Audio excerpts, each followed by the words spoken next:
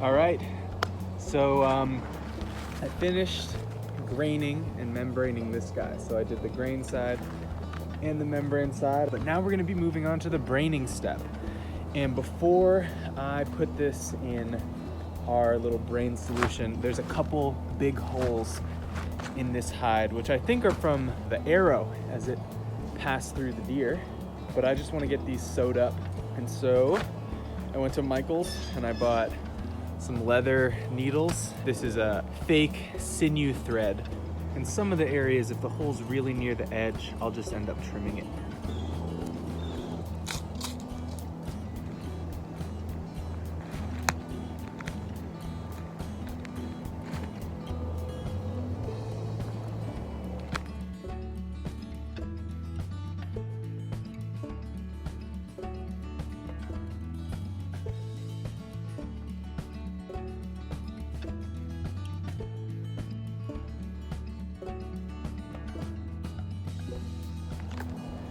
Okay, so I've just finished sewing up the two big holes that were originally in this this hide here, and I'm just trimming the last little bits of my thread.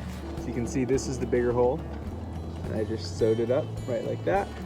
It's the smaller hole, and I just did the same kind of stitch. So here is my fully sewed up, fully intact, with some of the edges trimmed piece of hide that I'm gonna be taking over to my brain solution, but I just wanted you guys to see it all laid out and all beautiful. I went over and I put it back on the beam, and I went over the membrane side one more time, both to get off little bits of membrane that I'd accidentally left on, but then also to just squeegee out little last bits of water, because that'll help it absorb the brain solution a little bit better. You can see that there's some different colors going on here. The more blue it is, the more wet it is. And then as you come over to the outside, like you can see these really dark brown areas, and that's actually where it's almost fully dried out. And then the whiter areas are where it's been drying out, but it's actually stretched a little bit. And so you can fully dry it out before you do the braining, but you can also do it at this kind of drying state. It won't absorb it as well if it is really sopping wet. So I was just trying to get it as reasonably dry as I could before tossing it in this brain solution. And then here's another look at where I did the stitching right there. Right there, this one was not nearly as neat as the other one. So let's go make our brain solution. I just wanted to really quickly show you what part of a deer brain looks like. I mean, this is probably the craziest thing that I've ever done and the craziest thing that I've ever seen. But this is like a quarter of a deer's brain, and it looks like a freaking brain. So I'm doing this, you know, just in time for Halloween. Big Halloween vibes. But yeah, this is what I'm gonna use to tan the hide. Okay, so we're gonna make our brain dressing. Here I have a bucket in which I put some warm water, and I have my baggie of brains, which I pulled out of the deer's skull. And the good thing about brains is that the proportion of brain to hide that you need is roughly the amount that that animal will have. So, you know, a smaller animal will have a smaller hide and a smaller brain, and it's pretty much 1-to-1 hide to brain for the same animal. And I'm really happy to be able to use brains, because I'm really doing this from a place of wanting to be able to use every part of the animal. And so getting to use both the hide and the brains is, you know, a really cool opportunity. I'll just show you what the brains look like. They are mushy and gross, but I'm gonna put them into this warm water and just give them a little smush around in there. Basically, my goal is to get them to emulsify and turn into a nice slippery substance. And as I'm doing this, I'm looking out for any fragments of the skull of the deer, just in case, because I don't want those in my mixture. So there was a skull fragment right there. Yeah, and I'm just really getting in here with my hands and mushing this around. You can use a blender. I just kind of figured my family wouldn't want me doing that with their blender, and so I steered clear. Throughout this whole process, one of the things that you want to be thinking about is you wouldn't want to do anything to the hide that would hurt your own skin. And so, you know, when you're thinking about the sharpness of your fleshing knife, you don't want it so sharp that it could cut your own skin. And when you're thinking about the temperature of the brain solution, it's good to have it warm, but you don't want it so hot that you can't hold your hand in there because that can damage your hide. Ultimately, when you finish the solution, you want it to be around the temperature of bath water. I have with me here a hose, which gives cold water. Then I also have this bucket of hot water from our boiler room. And this water is so hot, I can't reasonably leave my hands in there at all. And so I'm gonna be just kind of, mixing in the hot water and the cold water. And you don't wanna use too much water. I honestly am gonna be kind of eyeballing it. And so this is actually feeling pretty good. Wow, it loses its heat very quickly with me mixing it around with my hands in here. So I might just add a tiny, tiny bit more before I go and add my hide. Bum, bum, bum.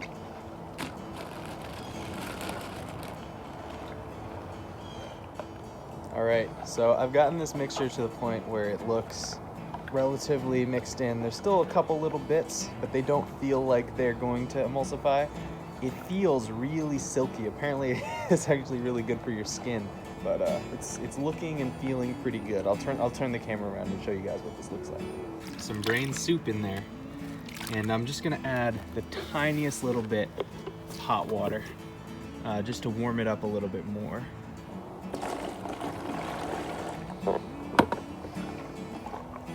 There we go. So that's got it up to a nice bathwater temperature. Now I got my hide. I'm gonna put it in there, and then I'm gonna work it a lot just to get as much of that brain mixture in there as I possibly can. So I'm opening it up in here, and I'm just squishing it, and the hide's getting nice and wet again, which is exactly what I want. The hide's feeling nice and soft in here, which is super cool. This is really the most magical step because it's what's gonna transform this hide from, just like a wet, slimy thing into a wonderfully soft piece of fabric. And wow, it feels so cool. Like it feels really soft in a way that it didn't feel before. What the brain solution is doing is it's full of oils, and so it's bringing those oils into the fibers of the skin and lubricating those fibers so that they don't harden. You were seeing before with those dark brown areas of the skin, that the skin really does harden up when it dries and turns into rawhide. And so the goal of the brain is to hydrate the skin, and then that water brings the fatty brains along with it.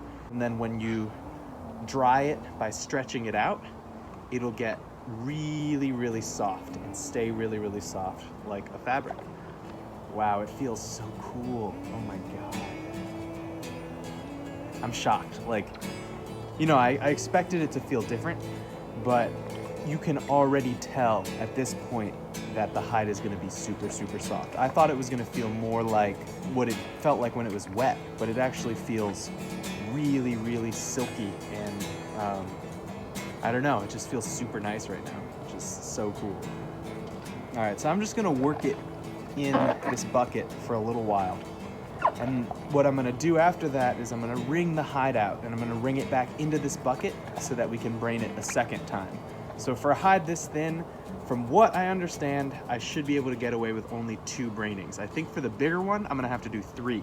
But what you do is you brain it, you wring it out back into the bucket, then you brain it again. Then with the bigger hide, I'll brain it a 3rd time, and then I leave it in the brain solution overnight. And then the next morning I can do the softening process after wringing it out one more time. So I'm just gonna massage this for a little bit. Holy crap, this feels so cool. This is amazing.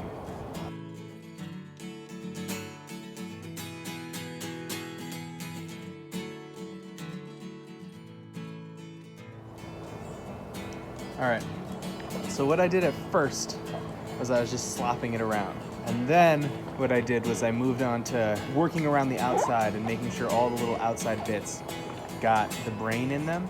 And then now what I'm doing is I'm just kind of giving it a little bit of a twist and turn. Hopefully I can do a really good job this first time, just getting the brain to penetrate as much as possible. The more your brain is able to penetrate, the better your final product will be. What I've learned is that really with all of the steps in this process, the more thorough you can be and the more meticulous you can be with really getting every little part of the hide, the better your final product will be. And I'll link to a lot of those resources that I've been using in my description, because there's a lot of really cool videos out there that, explain these things much more in depth, that explain, some of the science behind it better than the way that I'm able to, because I'm really just doing this for the first time. So, if there are people watching who have done this before and you're seeing me do things and you're just like, oh, why are you doing it that way?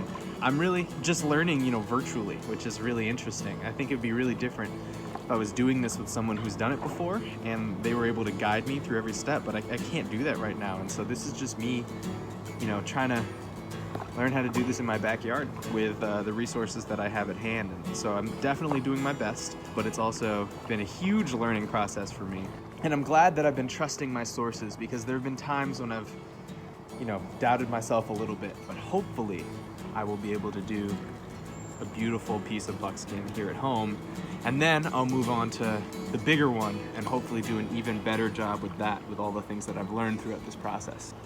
And it just feels so nice. Like, my hands are gonna be hella moisturized at the end of this. Dang, so freaking cool. All right. Okay, so this is my next station. I've got this long pole that I've lashed between two trees, and you can see I can run my hand up and down it and my hand doesn't get hurt. So I just try to get it as smooth as possible I used a draw knife and a little bit of sandpaper. I have my bucket underneath there.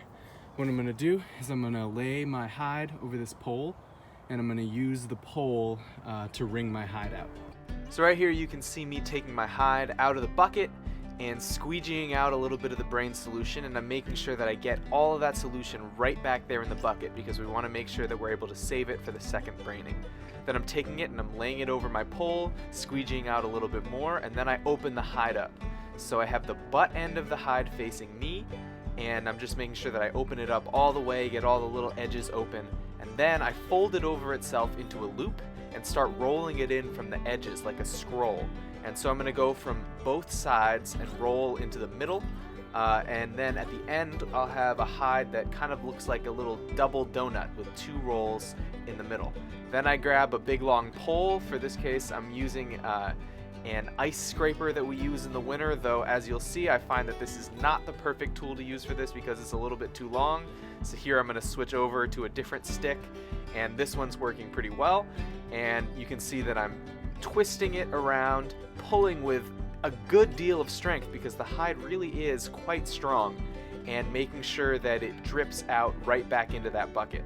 And what I'm doing is I am twisting it one way, then I twist it the other way, and then I pull the stick out and I do a quarter turn of the loop toward me, so that I repeat this process 8 times. So you twist one way, that's one, you twist the other way, that's a second time, and then quarter turn, repeat one way, the other way, until you get back to where you started. All right, so check it out. This is what the hide looks like after the first wringing.